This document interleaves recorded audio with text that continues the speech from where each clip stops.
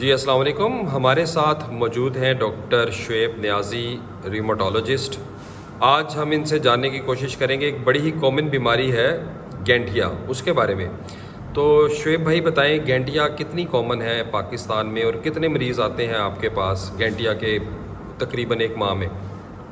بسم اللہ الرحمن الرحیم. تھینک یو کہ آپ نے اس امپورٹنٹ مسئلے کی طرف توجہ دلائی, جو کہ پنجاب اور پورے پاکستان کے اندر ایک تو اس کی تشخیص نہیں ہوتی سالوں, جس کی وجہ سے مریض جو ہوتے ہیں ایک اس طرح سے ایک ڈائلیما کا شکار ہیں کہ جب وہ آتے ہیں تو ان کے جوڑ جو ہوتے ہیں, تو وہ جوڑ جو ہوتے ہیں وہ مڑ چکے ہوتے ہیں, اور اس کے بعد جب ہم ان کو دوائی دیتے بھی ہیں تو وہ جوڑ مڑے ہوئے جوڑ تو ٹھیک نہیں ہو سکتے, اس کے لیے تو سرجری کی ضرورت ہوتی ہے. تو وہ دوائی کنٹرول کرتی ہے اور مڑے ہوئے جوڑ ٹھیک نہیں ہوتے. تو آپ کے پروگرام کے توسط سے میں بتانا چاہوں گا کہ پاکستان کے اندر تقریباً 1.6 بلین لوگ جو ہیں وہ گنٹھیا کی بیماری کا شکار ہیں. گنٹھیا کی 3 بڑی اقسام ہیں, جس میں کمر کا گنٹھیا جس کو ہم اینکائلوزنگ اسپونڈلائٹس کہتے ہیں, گنٹھیا واہ جس کو ہم روماٹائڈ آرتھرائٹس کہتے ہیں, اور جلد کا گنٹھیا جس کو ہم سسٹیمک سکلیروسس کہتے ہیں. یہ بہت کامن ہے. اس کے ساتھ ساتھ اس کی علامات میں صبح کے ٹائم چھوٹے جوڑ, جس طرح ہاتھ کے چھوٹے جوڑ ہیں اس کے اندر اکڑاؤ ہونا, سوجنا, کمر کے اندر اکڑاؤ ہونا, کمر کی درد کا ہونا, اور یہ درد جو ہوتی ہے تقریباً آدھے گھنٹے سے لے کے 50 منٹ رہتی ہے اور آہستہ آہستہ ٹھیک ہو جاتی ہے. اس کو ہم انفلامیٹری بیک پین بھی کہتے ہیں یا انفلامیٹری آرتھرائٹس بھی کہتے ہیں. یہ تینوں اقسام جو ہیں آپس میں ملتی جلتی ہیں, لیکن جو اس میں مسائل ہیں, جو کمپلیکیشنز ہیں وہ زیادہ سیویئر ہیں. جو ڈاکٹر حضرات ہیں, جو ہمارے میڈیکل فزیشین ہیں, ان کو چاہیے کہ جیسے ہی وہ اس مرض کی علامات دیکھیں تو وہ اس کو پراپر روماٹولوجسٹ کی طرف ریفر کریں, تاکہ اور آرتھوپیڈکس جو ڈاکٹرز ہوتے ہیں چونکہ وہ اس مسئلے کے ڈاکٹرز نہیں ہوتے, تو ہمارے پاس کئی ایسے پیشنٹس آتے ہیں جو کہ اینکائلوزنگ اسپونڈلائٹس کا شکار ہوتے ہیں, جو کہ کمر کا گنٹھیا ہے, اور ان کی کمر جو ہوتی ہے وہ جڑ چکی ہوتی ہے, اور سپائن کی آپ کو بھی پتہ ہے کہ سرجری کوئی اتنا آسان کام نہیں ہے, تو وہ ہمیشہ کے لیے معذوری کا شکار ہو جاتے ہیں.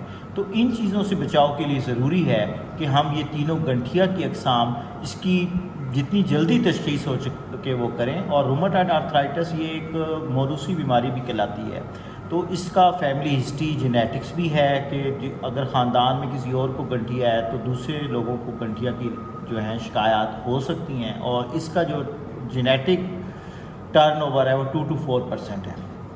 پاکستان کے اندر میڈیسن بالکل اویلیبل ہیں, گنٹھیا بالکل قابل علاج مرض ہے, اور اگر وقت پر اس کی تشخیص کی جائے تو نارمل آپ لائف بھی گزار سکتے ہیں, نارمل آپ ایکسرسائز بھی کر سکتے ہیں, آپ کی روٹین بھی نارمل رہے گی. لیکن خدا نخواستہ اگر آپ 10 سال بعد گنٹھیا کے مسئلے کو لے کے آتے ہیں تو تب بہت دیر ہو چکی ہوتی ہے. تب اس کے لیے جو ریکنسٹرکٹیو سرجری ہے وہ پاکستان کے اندر شاید صرف ایک سینٹر ہے جو کہ ریکنسٹرکٹیو سرجری کرتا ہے, اور اس پہ بھی ملینز کا خرچہ ہے.